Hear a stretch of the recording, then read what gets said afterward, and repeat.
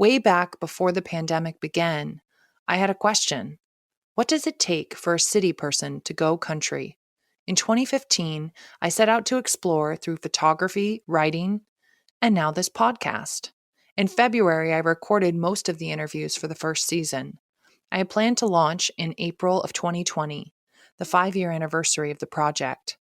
But then everything turned upside down, and it just didn't feel like the right time to launch because so much had changed overnight. As the initial shock of the pandemic wore off, it became clear that many people with the means to do so were leaving cities in droves. Recent data has shown that nearly 16 million people have relocated in the US this year, making the concept of an urban exodus even more relevant. So while some of the interviews in this season were conducted before the pandemic, the topics they discuss, the questions they raise, and the answers they provide are more urgent than ever. I'm Melissa Hessler. Welcome to the Urban Exodus.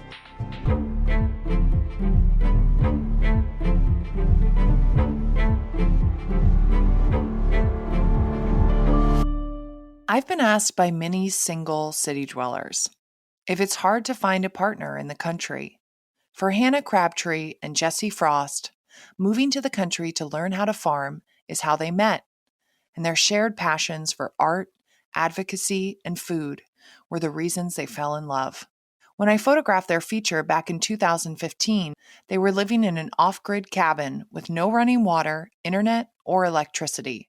They have since moved their rough draft farmstead to a larger small town in Lawrenceburg, Kentucky. In addition to building a sustainable small organic farm business, they have become advocates and educators for the no-till growing movement through their popular website, podcast, and YouTube channel.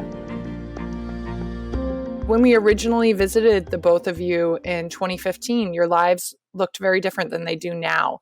Can you talk a little bit about your lives back then and how you ended up on that land? Sure. So we ended up there in Bugtussle, Kentucky. That is where we had interned on a farm. So we met while we were interns on a farm there. And then we got married, and then we tried to start various variations of farms that didn't work out in that first year. And we ended up sort of being kicked off of our land and not knowing what to do. And our original mentors there at Bugtussle Farm offered us a piece of their land. So we moved on to that land, and we literally had nothing to start with. So we did the GoFundMe campaign because we had already sort of developed a community and a little following who were sort of following along with our story. And they helped us raise money to just build this cabin. And so that's what we did. We just had that chunk of the woods, and we cleared out a little bit of space. We grew vegetables to sell at a farmer's market, and we had all different sorts of animals. I know the two of you met while woofing in Kentucky, but can you tell us a little bit of your backstory and why you left Chicago and New York in the first place to learn how to farm?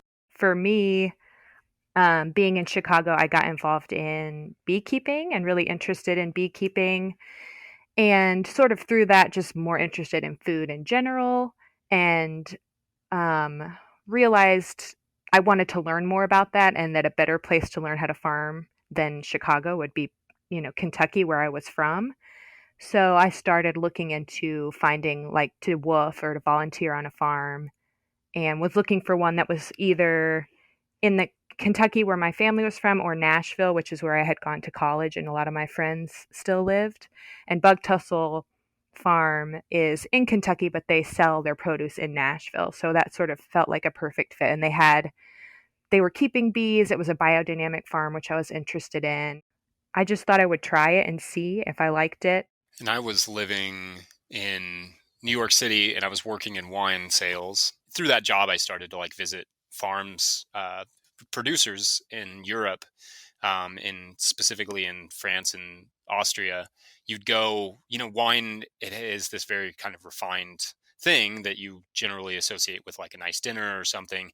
But to go and see these kind of dirty farms that are just so lush and beautiful and full of, all these bugs and insects and all, and that just really appealed to me. And I loved running around with these farmers and digging in the soil and tasting the grapes. And I started to like look for opportunities in farming, and decided I kind of wanted to grow vegetables and not produce wine, but I wanted to be out in agriculture. So, and I also wanted to get back to Kentucky, kind of like Hannah. And so I started looking for farms there and found Bugtussle. And this would have been the year before Hannah. 2009 was when I was searching. 2010 was my first season. And then, like Hannah said, she came to be the apprentice the next season, and that's how we met. For those of us who don't know much about it, what exactly is no-till and why is it so important? Yeah, so it's kind of hard to define, and it's not a new idea. Obviously, like, there are a lot of indigenous cultures that never even saw steel, let alone the idea of tillage, and really respect the ecology and cared for interplanting and biodiversity and all of these things, that we're kind of having to rediscover because we got so far from it. But essentially, no-till agriculture, and how I like to define it, is an ecological approach to agriculture, which seeks to keep the soil covered as much as possible with some sort of mulch and also living plant roots, and keep it disturbed as little as possible, and keep it planted as much as possible. So, like I said, living plant roots, so living, uh, you know, plant canopies as much as possible, and those things kind of contribute to soil health. And so, what that looks like is a lot of different things. Hannah and I started with kind of a deep compost mulch, so it was a deep mulching of compost, and then we would essentially just plant directly into that. And then, when a crop came out, we would cut out the crop and then just put another crop in. And we're sort of moving towards a little bit more reliance on cover crops, to sort of balance it out nutritionally. When did you start experimenting with no-till farming, and why has it become a passion to share the no-till farming knowledge that you've learned with other farmers? Yeah, I mean, it's always been uh, something that's we've wanted to explore. But when we started, our own projects, there was very little information on how to do it. So what we would kind of run into is we'd get these, we'd start reading the soil health pamphlets from the NRCS or wherever. We'd read, this or that soil health article, and it would just be like, you know, so the best things you can do are, not disturb your soil, not till your soil, and all these things. But then it would give zero guidance on how to do that. We were like, great, great. Okay. So now what? And so we found like Ruth Stout, and I think we had some old Mother Earth news, and I was reading we had a big collection of them. So I came across articles about Ruth Stout and, kind of hay mulch gardening. So we did that for a while. In the very beginning, this would have been like 2000, not the very beginning, but it's kind of when we started getting off on our own a little bit. So this would have been like 2012, 2011, 2012. We kind of experimented with some of that stuff. But we ran into what a lot of people run into, especially here in the South, where it's like we get a lot of humidity and rain. So the weed seeds in hay mulch will germinate right in the mulch because of the amount of moisture that we receive. So it starts rotting, and the weed seed starts germinating. So essentially, we were just planting grass, in our garden, and it was really hard to keep up with. So we kind of just wrote it off a little bit because the only other alternative was sort of larger scale cover crop, roller crimping, and that didn't really make sense on our scale. So we just kind of wrote it off and decided to go more towards like a system, a 30-inch bed system, more like what Jean Martin Fortier has kind of expressed, and Elliot Coleman and others. So we kind of followed that, and that's a really great system. That's a very ecologically minded system and very minimal disturbance to the soil and those sorts of things. And we always kind of at that time wondered if we could take it further. So we experimented in our tunnels and those sorts of things, and then we started to kind of discover other growers who were doing it throughout the world, who would just had decided like they weren't satisfied, kind of like we had decided we weren't really satisfied with our system. We thought we could take it further. We thought we could reduce the amount of time that we were cultivating more and get rid of the weeds. And so we started to see that there were these other systems, but there was just no information out there. So that's kind of where the podcast, the No Till Market Garden podcast, was born. Was that we found some of these other systems, and we felt like we had to aggregate some of this information and get it collected for ourselves as farmers, but then also be able to share it with others, and that sort of, back to that abundance mentality. Just make sure to get that information out there because it helps everybody, and in turn comes back to help you. So yeah, I mean, that's where it started, and we wanted to be we wanted to work a little less and not spend our time cultivating as much and figure out systems that encourage soil health and nutrient dense food and those sorts of things. So that's kind of what we're always working on. What transformation have you seen since switching to no-till? Are you spending less time farming, seeing greater yields? What benefits have you noticed? The main ones that we've seen so far, and like you said, we're still kind of transitioning into it fully for our farm over the last 2 years. Um, the biggest ones is a reduction in the amount of time that we spend weeding. We spend almost no time weeding, and Wow. I won't say that didn't get us in trouble last year for one little 1-2 week period where we kind of had to dig out some weeds that got in the pathways, because pathways are a little bit more difficult to manage in our climate because the amount of rain and the type of rainfall that we get washes out mulches. So it's just on a technical level, it's hard to keep things like wood chips or anything in the pathway to sort of block weeds. But for the most part, in the beds, we cultivate maybe once. We'll spot cultivate about once every 10 days. And that's in the middle of the summer. We'll just go around and pick out weeds that pop up here or there. And that's been the number one change. Some of the other ones are a little bit harder to measure because we've also just become better farmers in that time. So as we continue to improve our skills as farmers, that also makes it's hard to decide whether or not it's the boost in yield and productivity is from the system or is just from our skill level. So it's somewhere, it's a little bit harder to measure. But we've definitely, our crop production, everything is more consistent. Bigger change in biodiversity, bugs, birds. We've noticed huge changes in just the animals that we see on the farm. I would say that's another change. What about pests? Pest reduction in certain places, and then it actually has kind of seemed like it's bed by bed. So um, some beds are a little bit less compacted from previous tillage when we first got to the property than others, and that means that the plant roots are able to access, plant roots and the microbes are able to access the nutrients they need a little bit more easily. So that can be a factor.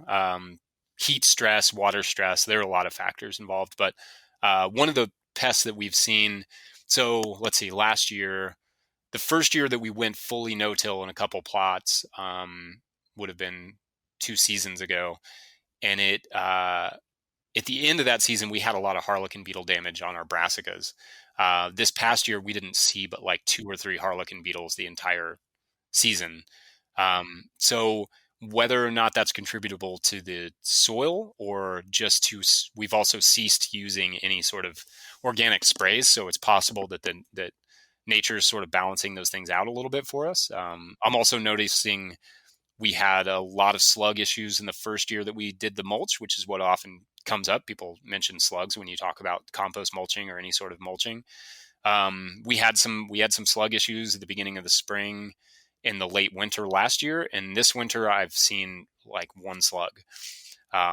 So I'm hesitant to say it's necessarily the system yet. I don't want to just be an advocate without really having studied it so much, but we've noticed that there, like Hannah said, the biodiversity in just certain pests, we don't really have as much flea beetle issues. Lots of little things like that where you just notice that they're kind of rebalancing themselves, and there's definitely something there. Are you a small, rurally based business looking for high-quality photography to expand your customer reach and elevate your brand? Let the photography and brand experts at Hessler Creative help your business reach its full potential. Leave all the guesswork in their skillful hands and have a curated and dynamic gallery of images created for you. Hessler Creative has helped numerous small businesses rise above the noise and establish a loyal and broad customer base. A picture is worth 1,000 words. Browse their portfolio and brand photography packages on hesslercreative.com. You two have basically built one of the only website, podcast, YouTube channels devoted to no-tilling. Was it difficult to put yourself in the spotlight? When we started the podcast, I kind of thought that I would be calling 3 or 4 farmers and that 4 or 5 farmers would be listening to it. And now, I mean, we're getting, 4,000 downloads an episode, and it's great. Like, that's a huge, for as nerdy of a podcast as we are, that's huge. It's so niche, but people have really responded to it. So, when we started the podcast and the YouTube and the website, like, we didn't think anybody was going to care about it, but we knew that the people that did care about it would appreciate it. So yeah, and we're really happy with how that's grown. And I can't say that it's like always um, that I'd anticipated what it would be like to be sort of in the spotlight and be one of the people who's responsible for that term a little bit, for the term no-till. Um, that is not a place that I'd really anticipated or prepared for personally. And I think that can be really challenging at times and feels like a lot of responsibility. Um, and just to make sure that the conversation is moving forward and being positive, uh, and to not get too personally wrapped up in it when it gets criticisms, um, because for so long I've been good personally about embracing criticisms, but it can be hard when it feels like it's a little bit out of your control. At a certain, we've never done anything that's quite been at this level of popularity, so it can be kind of challenging. How do you balance your digital presence and media production with the physical labor of running your farm? Yeah, I mean, I wouldn't say balance is the word. Hannah's a huge help. Like, without Hannah, none of this is possible. And I don't think that she gets enough credit for the work that she puts in behind the scenes of just managing the family and the house. And that's an enormous element here. I get up at 3:30 every day and work until the sun comes up, or we have I spend a little time with the kids and the family in the morning, cook breakfast and those sorts of things, and then start farming. But usually the farm day is pretty limited. Like, we rarely work past 5 o'clock. Usually we're able to be done kind of winding down by 4. So it's usually like a 7 to 4 with an hour break, lunch break kind of thing, a nap in the middle of the day. But then the nights pretty much, I don't personally, I'm not trying to do a lot of work in the evenings. Usually that's family time. So, but it is a 7-day a week thing right now. So it's hard because balance doesn't feel like the right word. It's, unfortunately, we haven't quite totally struck the balance yet. Do you have any suggestions for rurally based farms and small businesses to expand their customer base by sharing their story on social media?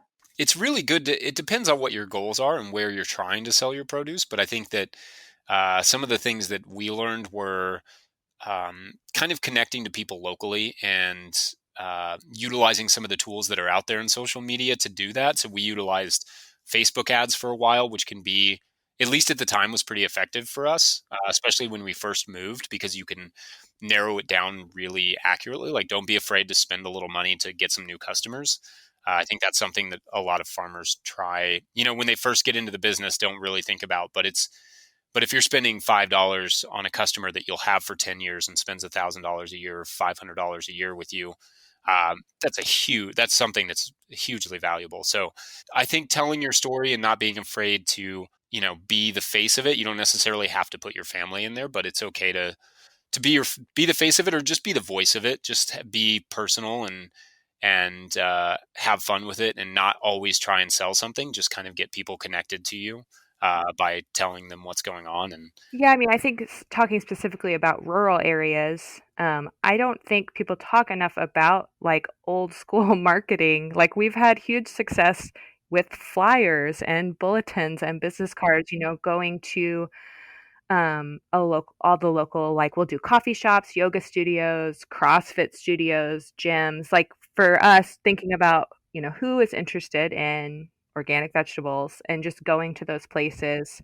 I mean, that's when we first started doing a CSA, we got almost all of our customers through just physical marketing, like going around and putting up posters. And then after that, probably our next biggest success would be word of mouth. So, like, social media is super important, but I think especially when you're dealing in rural areas, like a lot of our rural customers are like, 50 and 60-year-old people, like they're not finding us on Instagram and deciding they want to join the CSA. I think those things are important and not always talked about when we're focusing on like your website and your online shop or whatever. But in a rural area, like people want to meet you. I mean, and being a part of that community, like whether it's going to church or being a part of some sort of whatever in that community is going to make you a lot more customers than just, yeah, having a good website will. Have you received any help from grants or nonprofits? I mean, I know that you had your crowdfunding to support your growth. And if yes, are there any resources you would recommend to other young farmers to look into to help establish their own farm business? So we've had a couple grants from Kentucky State University, which is the small farmer grant that's available here in Kentucky. The We haven't had a lot of grants other than that. Some of our capital has been like, for example, when we moved back to Bugtussle, our mentors actually gave us 3 years on that property before we had to pay for it. And then we had to pay for it in one lump sum, but we had that time and that was a form of capital. So that was something that we've often thought about how we could do that for somebody else at some point, is like give a small farm a few seasons reprieve to be able to start a farm. That was huge for us. So that was like a form of capital, something that somebody gave us, but wasn't necessarily money immediately. The USDA and the FSA are good resources for loans and low interest loans at that. So that would be like something when you're ready to actually start taking out money. They have, you can get farm loans, but you can also get operational loans. There's like a $50,000 small farmer loan that you can get through the FSA that can give you a lot of capital right up front for getting some good infrastructure. And kind of like Hannah was saying too, it's good to maybe look for other people that are looking to farm and consider a collaborative idea or some sort of lease agreement too. Those are good options for starting out because they're so much less capital dependent, and you can take some of that burden and share it a little bit, maybe perhaps with somebody else. I don't know. Are there any others that we've received that I'm not thinking of, Hannah? Well, I mean, we use the NRCS to get our high tunnels. I don't know if Oh yeah, that's a great one. Yeah. they're super helpful. What is that? Nat Resource Conservation Service? Yeah. What The does that even stand for? Yeah. National Resource Conservation Service, and they do high tunnel grants, which is really important. Nothing is more, you really can't make a better farm investment than, especially in vegetable production, than season extension. So the NRCS offers a grant that will pay you for your high tunnel, and I think that's uh, that's huge. They refund basically the whole thing. I mean, you can spend more than the amount of money that they'll give you per square foot, but they'll pretty much buy your whole tunnel if you do it right. So that's definitely worth looking into. Is immediately go to your NRCS, and once you have your farm number, and And they talk to them about offer that. lots of different, like they'll do help with irrigation and um, I think a few other types of. Fencing and wildlife habitat. Yeah. What about people who are living in the city and they want to learn how to farm and they don't have any capital, but they want to, just get on the farm like you both did? What resources would you recommend that they go to try and find farming opportunities where they can learn? Go to the farmers market. Go to the farmers market and talk to the farmers. I'm sure that they could find somebody to either work with or just volunteer with or um yeah, that would be my first thing. If I lived in a big city, that's what I would do. But yeah, Wolf is a good example if Jesse wants to talk about that. Yeah, Worldwide Organization of Organic Farmers is just like it's a site where you can go and you sign up, and they give you a list of all the farms in all the areas that you could want all over the world, and you can apprentice with them. Some of those positions are paid, some of them are not paid, and you can do like 2 week stints or you can do whole seasons, just depending on which farm. I think one of the things though too is deciding if you're somebody living in a city, deciding exactly the area where you kind of want to end up or where you think you want to end up is a good place to start too, and then start looking for farms in that area that sort of fit your goals and what you hope to learn. Because I think it may be tempting to go travel around Europe and work on those farms. But if you ultimately want to end up in Kentucky, it's just a good idea if you can to learn where you hope to end up. Do you think, I get this question a lot. Again, I don't feel like I am experienced enough to answer this question. Do you think it's possible if we move away from, big ag monoculture crops to repair the soil, the damage that has been made for years and years and years of the same crop cultivations with lots of, pesticides and fertilizers? Do you think that there's a way of repairing that soil? Have you met farmers who have successfully done that in your work? Oh yeah, well, soil is incredibly resilient. We've lost a lot of topsoil, but we can rebuild it, and we've also got a lot of natural wastes around. A lot of people, get rid of their leaves and get rid of their, uh, yard clippings and all these things. Like, there's a lot of resources that can be pulled together to replenish um, soils. I do believe that, because the soil is merely a habitat. You just have to repopulate it and give it, rebuild it and repopulate it. And plants, through photosynthesis, can do a large amount of that work when given the time and the opportunity. Um, I think that is definitely something that can be done. It does take it would take a lot of work, and it also takes a fundamental shift in how we think about food and farming and agricultural land, and waste, especially. I mean, eventually we're going to have to get into the conversations of how we're treating human manure and those sorts of things, because it's a taboo topic and people don't like talking about it. But to think that we can continue to pull stuff off of agricultural land, run it through our systems, and then just dump it and not put it back on the soil is irresponsible at best. So, I mean, those kind of conversations definitely have to be breached at some point, and really, really put some energy into them. This episode is brought to you by the workshops at How Hill Farm, a new photography and creative workshop series.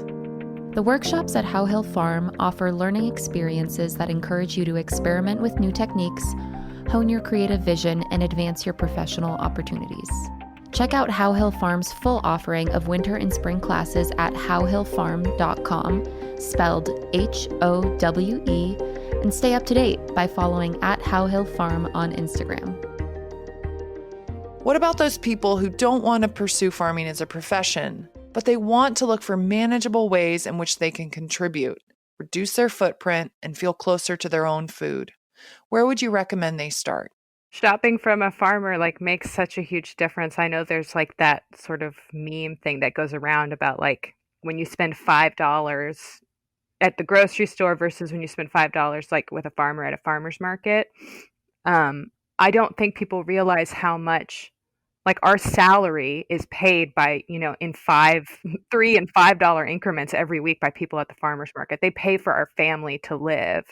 And then our family is caretaking a piece of land. So by just shopping with a farmer, or even specifically finding a farm that's practicing in a way that you really connect with, you're paying for what they do, that work they do to heal the land. So if you can't grow food yourself, that just has such a huge impact that I don't think people realize. Yeah, it really is $5 bills pay for us to own the land that we work, and that's how it works all over the country. And in a lot of urban centers, you can find community gardens and things like that that are doing not only healing land, but educational work, and just giving people the opportunity to connect with the land in a way that that will, I think, start to shift people's minds. It's really hard to have your hands in the soil and not feel a change come over you, I think. So either,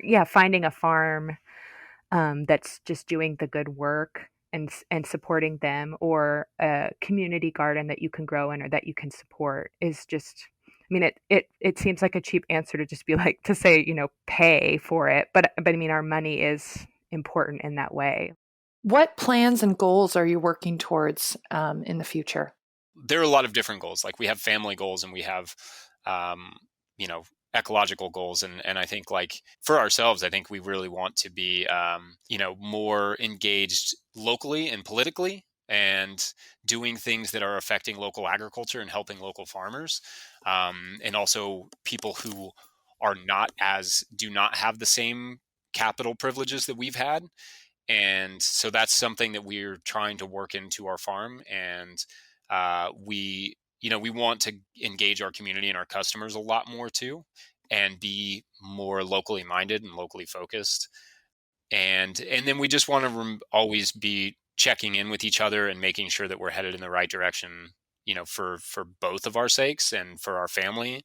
And though, just constantly working on that. Yeah, I mean, I think like it seems like sort of for this year, like on just the farm level, we're focused a lot on what you touched on, like adding perennials, adding hedgerows, adding, birdhouses, adding an orchard. Those are some of our like goals for this year, is to work a little bit more into that stuff that every year you say we need to be doing these long-term things. We need to get those apple trees in. And I think that's one of our big goals this year, is to really focus on more perennial, like long-term farm investments. My interview with Jesse and Hannah was recorded in February of 2020, before the pandemic. Jesse sent this brief audio postcard to tell us how they have been weathering things this year. It's late November. The gardens are pretty well shut down at this point. We're getting ready to move farms after a really wild season. All the infrastructure except for the tunnels are taken down, and looking at a pretty flat and not as exciting of a farm at the moment. It's just some cover crops and some plant residue, and we're going to leave it that way for the next person to come and enjoy, years of building soil. I'm very excited at the potential, though, from this, that more people will be growing their own food, and I know that more people are considering moving away from the city, and that's exciting. Like, I think that small towns should be booming again, and I hope that maybe that will be something that will come from this, that people will move out of cities in hopes to gain some green space and learn to grow their own food and have a little bit more control over that, and maybe even know other people that will grow their own food, and we can see some community kind of build from this. That was Jesse Frost from his Rough Draft farmstead in Lawrenceburg, Kentucky. To read more about Hannah and Jesse and see pictures from our visit to their off-grid farmstead back in 2015, visit urbanexodus.com. You can find them at Rough Draft Farmstead or no-tillgrowers.com, or on social media at Rough Draft Farmstead or at No-Till Growers. Join us next week for my conversation with Sherry Powell, founder of the mission-driven gift box company Yours Rurally. Sherry was raised in a small town in Georgia, but moved to D.C. after college and built a successful career on Capitol Hill before moving to the corporate world in New York City. Growing up in a struggling rural community with a per capita income under $9,000 a year, Sherry's great passion in life is rural advocacy. She created Yours Rurally to support and celebrate rurally based entrepreneurs. Sherry has been an inspiration and a guiding force to me this year, and without her encouragement and friendship, I probably wouldn't have finished this podcast. You can find us on Instagram and Facebook at The Urban Exodus. To read more in-depth features on folks who ditched the city and went country, visit our website, urbanexodus.com. Urban Exodus is a tremendous labor of love. If you appreciate the content we create, please consider supporting our efforts on Patreon. If you're a small business who'd like to sponsor an episode, please visit the podcast page on our website to learn more. A huge thank you to my team who made this podcast possible. Production by Simone Leon, editing by Ari Snyder, and music by Benjamin Bethurum. I'm Alyssa Hessler, and this is the Urban Exodus. Stay kind, stay joyful, stay resilient.